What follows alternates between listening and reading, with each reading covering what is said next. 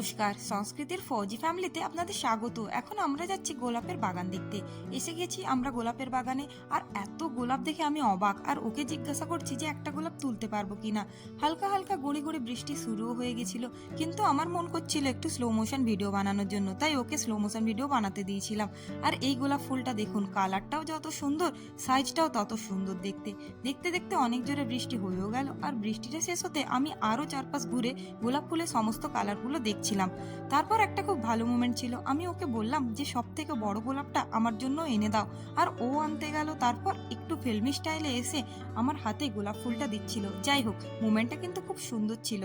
আর একটা কথা আপনাদের জানিয়ে দিই, আমি দুদিন ধরে দুটো বাগানের ফুল দেখতে গেছিলাম আর একসাথে ভিডিওগুলো শেয়ার করলাম। সাদা গোলাপটা আমার সব থেকে পছন্দের, ওটা তোলার জন্য মনটা খুব ছটপট করছিল, কিন্তু ওখানের গোলাপ ফুলগুলো তোলা একদম মানা ছিল। এই ফুলটা দেখো, পেন্সিলে শার্প করার পর যেমন হয়ে যায়, এর পাপড়িগুলো ঠিক তেমনই ছিল। আর এই যে ফুলটা দেখছেন, এটা একটা জংলি ফুল, কিন্তু দেখতে সূর্যমুখী ফুলের মতো। আমি শুধু ভাবছিলাম যে কিভাবে ফুলটা তুলতে পারবো। ঘোরা শেষ হয়ে গেল, আমি ততক্ষণ রুমের দিকে গিয়ে রাতে ডিনার বানাই। আর তোমরা আমার চ্যানেলটা সাবস্ক্রাইব করে পাশে থেকো।